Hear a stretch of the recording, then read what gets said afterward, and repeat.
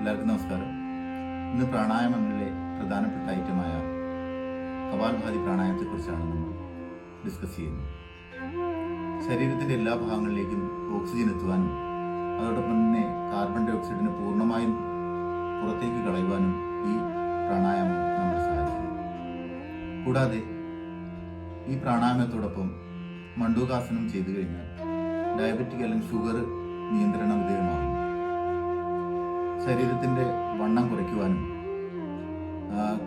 വയറിലുള്ള കൊഴുപ്പ് മാറ്റുവാനും ഈ പ്രാണായാമം വളരെ ഉത്തമമാണ്. അതുപോലെ ജഠരാഗ്നി ഉത്തേജിപ്പിച്ച് ദഹനം നന്നാക്കുവാൻ ഈ പ്രാണായാമം ചെയ്യുന്നതിലൂടെ നമുക്ക് സാധിക്കുന്നു. ശരിയായ വിധത്തിൽ ചെയ്യേണ്ടതാണ്. ആദ്യമായി നമുക്കിഷ്ടമുള്ള വിധത്തിൽ ഇരിക്കാൻ പറ്റുന്ന സൗകര്യത്തിൽ പദ്മാസനത്തിലോ സുഖാസനത്തിലോ അല്ലെങ്കിൽ വജ്രാസനത്തിലോ ഇരിക്കുക. ദീർഘശ്വാസം എടുത്ത് വിടുക. 2-3 പ്രാവശ്യം ദീർഘമായ ശ്വാസം എടുത്ത് വിടുക. അതിനുശേഷം ശ്വാസം ഉള്ളിലോട്ടെടുത്ത് പുറത്തു വിടുകയാണ് ചെയ്യുന്നത്. മൂക്കിൽ കൂടി പുറത്തു വിടുക. ഞാൻ ചെയ്യുന്ന പോലെ ചെയ്താൽ മതിയാവും. ഞാൻ ആദ്യം പതുക്കെ ചെയ്യുന്നത് കാണിക്കുന്നതാണ്. 1 മിനിറ്റിൽ 60 പ്രാവശ്യം എന്ന കണക്കിൽ ചെയ്യുന്നതായിരിക്കും ഉത്തമം. BP അല്ലെങ്കിൽ ഹൃദയരോഗമോ ഉള്ളവർ സാവധാനം ചെയ്യുക. 1 മിനിറ്റിൽ 30-40 എന്നുള്ള രീതിയിൽ ചെയ്താൽ മതിയാവും. 1-1.5 മിനിറ്റ് ചെയ്തതിനു ശേഷം നിർത്തിയതിനു ശേഷം വീണ്ടും ആരംഭിക്കേണ്ടതാണ്.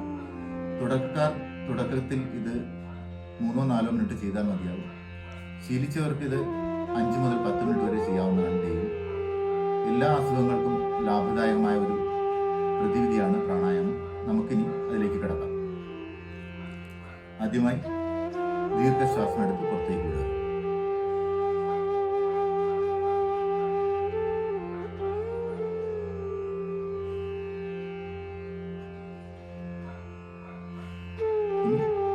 സ്റ്റാർട്ട് ചെയ്യാവുന്നതാണ്. ശ്വാസം ഉള്ളിലേക്ക് എടുക്കുക. ശക്തിയായി മൂക്കിൽ കൂടി മാത്രം പുറത്തേക്ക് വിടുക. ഞാൻ ചെയ്യുന്ന പോലെ ചെയ്യുക.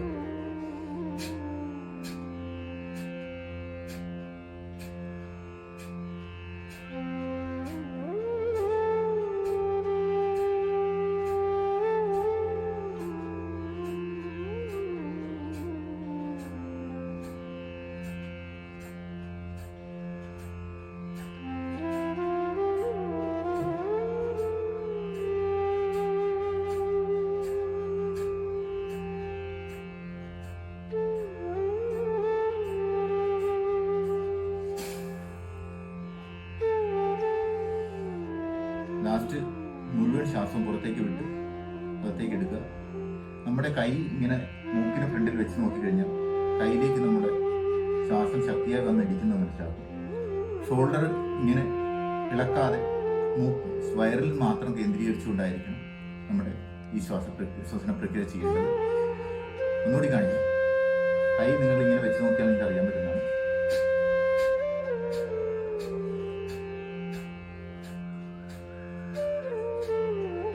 ഇനി ചെറുപ്പക്കാരായ ആൾക്കാർക്ക് 1 മിനിറ്റിൽ 60 എന്നതിന് പകരം പെട്ടെന്ന് ഇങ്ങനെ ചെയ്യാവുന്നതാണ്.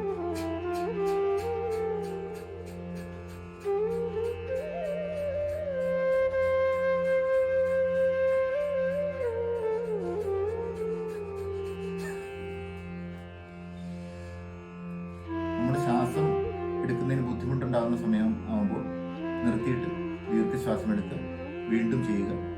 ഇങ്ങനെ കണ്ടിന്യൂ ആയി ചെയ്തുകൊണ്ടിരിക്കുന്നതോടുകൂടി നമുക്ക് ഓക്സിജൻ ശരീരത്തിൻ്റെ എല്ലാ ഭാഗവും എത്തുന്നതും നമുക്ക് മറ്റ് മാനസികമായുള്ള പ്രശ്നങ്ങൾ ഇല്ലാതാകുന്നതും മനസ്സിന് ശാന്തി ലഭിക്കുന്നതുമാണ് ഈ പ്രാണായാമം ചെയ്യുന്നത്.